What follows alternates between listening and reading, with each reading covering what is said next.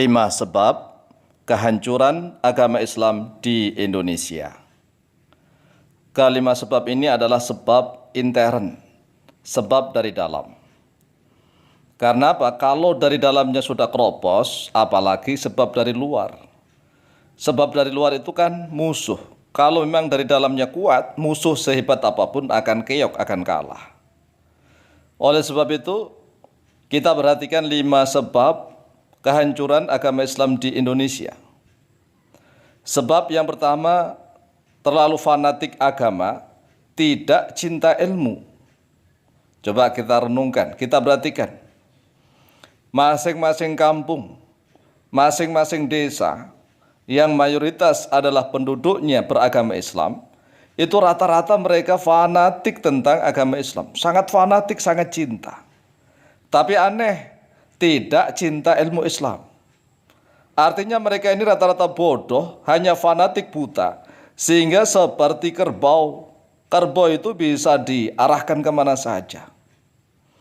Terlalu fanatik seperti banteng yang nyeruduk, tetapi mudah dipancing oleh keadaan dan situasi. Yang paling berbahaya adalah orang yang terlalu fanatik buta, tetapi bodoh tentang ilmu agama. Ini rata-rata. Kalau seandainya agama Islam disinggung sedikit, dijelek-jelekan sedikit, fanatik buta. Langsung membara, emosi, marah.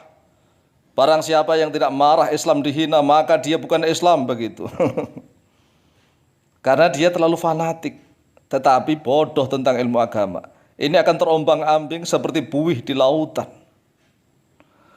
Oleh sebab itu, kalau Islam ingin jaya, maka fanatiknya harus diimbangi dengan fanatik ilmu Islam.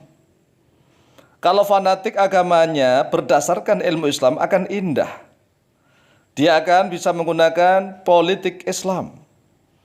Jadi politik Islam bukan menggunakan Islam sebagai ajang politik, bukan. Tetapi dia akan menggunakan politik Islam untuk mewarnai keindahan dunia.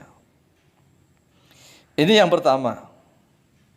Kemudian sebab kehancuran agama Islam di Indonesia yang kedua adalah silau dengan gelar daripada isi. Silau dengan gelar daripada isi, coba kita perhatikan. Kalau zaman dahulu, orang itu yang penting ilmunya, punya sanad kepada guru siapa? Sanad Ali, gurunya punya sanad ilmu pada gurunya hingga sampai Rasulullah. Entah dapat gelar atau tidak peduli. Yang penting isi ilmunya sangat mendalam. Dia seorang faqih, seorang alim faqih, seorang zahid, seorang muhaddis, mufassir, dan seterusnya. Tetapi kalau zaman sekarang tidak.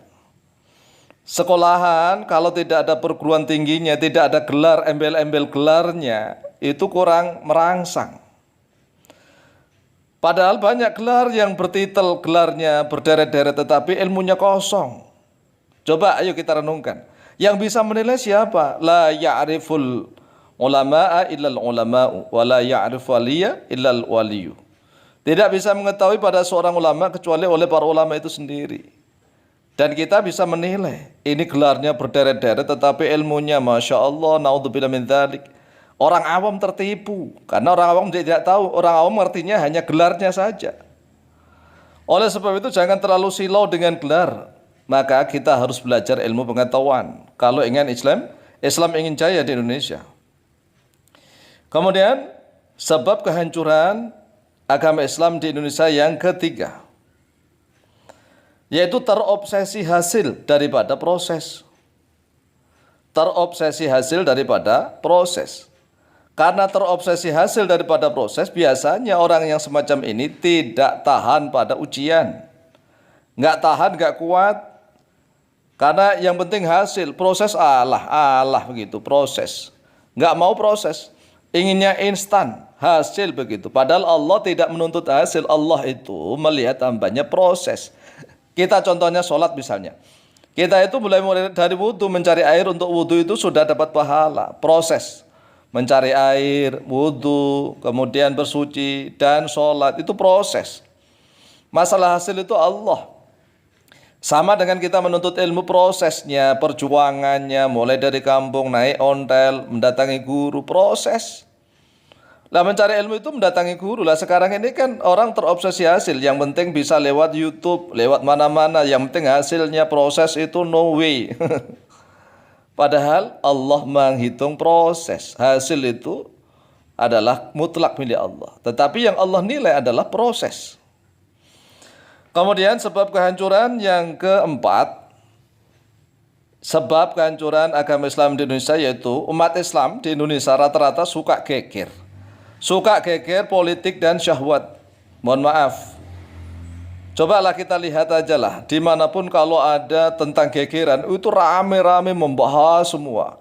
Jadi persis umat Islam di Indonesia itu persis kayak apa ya, kayak buih itu, buih terombang-ambing. Geger ke utara ikut ke utara, gerutu. Geger ke selatan, selatan. Geger ke timur, timur. Geger ke barat, barat. Jadi suka geger. Suka politik, apalagi kalau membahas tentang pencalonan presiden atau pencalonan kepala daerah misalnya. Wah, gegernya luar biasa, suka gegeran.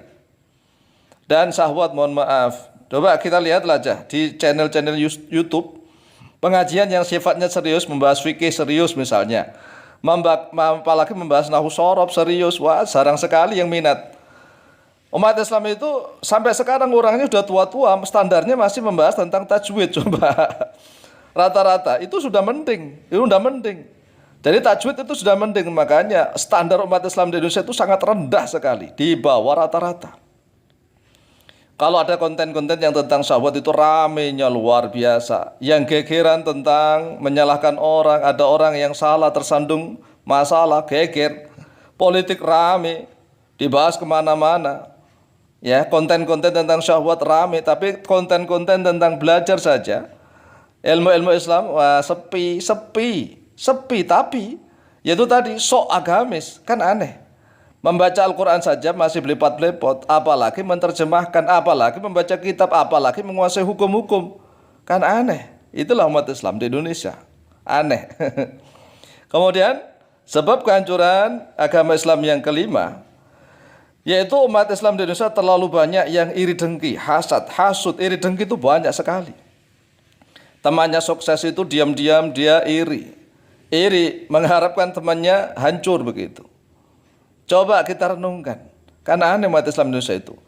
Karena apa? Ya karena memang standar kualitas ilmunya yang sangat rendah. Sehingga orang yang kualitas standar ilmunya sangat rendah itu orangnya selalu termakan iri dengki. Karena orang iri itu tanda tak mampu.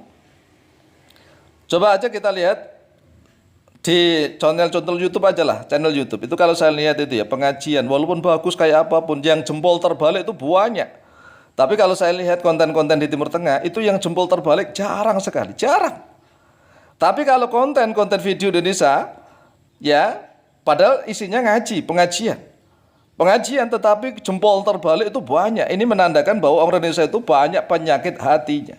Hatinya banyak tergerogoti, makanya tidak heran kalau Indonesia dijajah oleh Belanda 450 tahun coba, hampir setengah abad.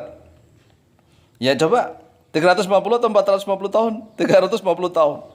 Karena memang ya itulah, kita harus membenahi bangsa kita sendiri hingga menjadi bangsa yang maju.